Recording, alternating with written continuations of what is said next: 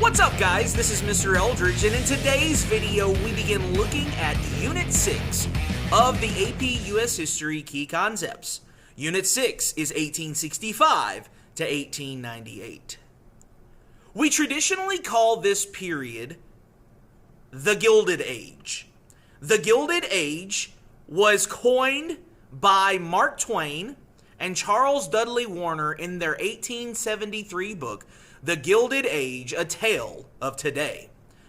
This was an ironic comment on the differences between a true golden age and their present time, a period of booming prosperity in the United States that created a class of the super rich. This new social elite bought gold luxury items that declared its wealth and status in society and was considered, quote, covered in gold. But underneath the surface, we are going to see a lot of poverty.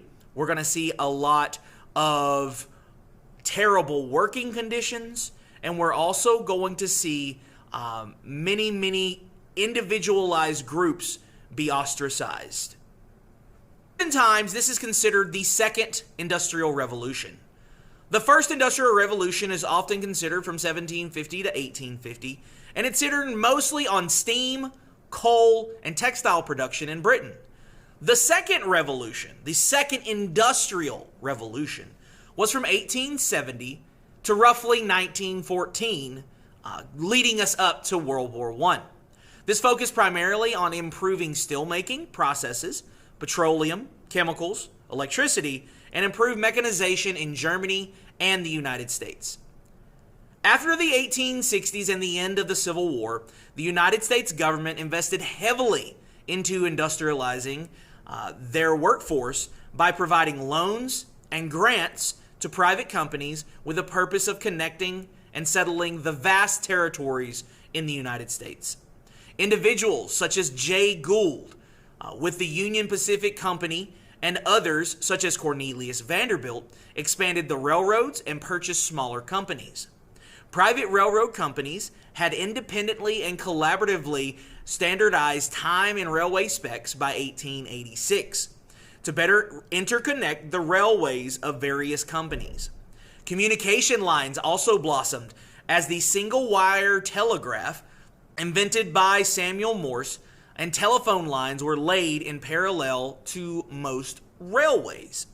Despite many railway and communication companies failing after the Panic of 1893, the robber baron banker J.P. Morgan bought out and successfully regulated many of these companies to prevent the collapse of American communication and transportation.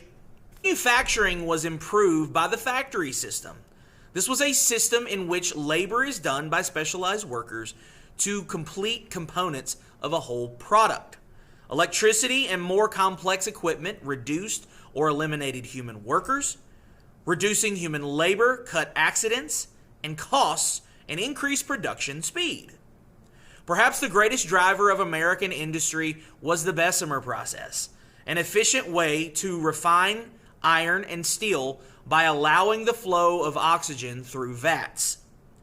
By the late 19th century, communication and transportation advances had transformed the United States by reducing consumer prices as well as giving militaristic advantages. Additionally, workers and merchants formed and populated railroad towns centered around train stops. Such sales were encouraged by railroad offices. New concepts like cars and planes emerged, and petroleum-powered internal combustion engines began to replace steam engines. Lastly, steel steam ships allowed large amount of supplies and passengers to cross the ocean, making the transportation of people and goods far cheaper, faster, and safer, especially after the construction of the Panama Canal in the late 19th century. Other developments that heightened consumerism were catalogs and department stores. For the first time, businesses and companies had the means to promote their products far outside their own stores via mail. The development of purchasable advertisements for products like clothes, glasses, cigarettes, shoes, etc., in newspapers and magazines increased demand. Companies like Montgomery Ward and Sears developed catalogs which offered the latest line of products and made them available to far more people for cheaper.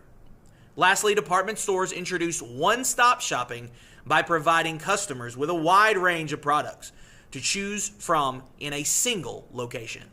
Additionally, in the late 19th century, families had far more disposable income, as advances in manufacturing created a larger amount of goods at far cheaper prices.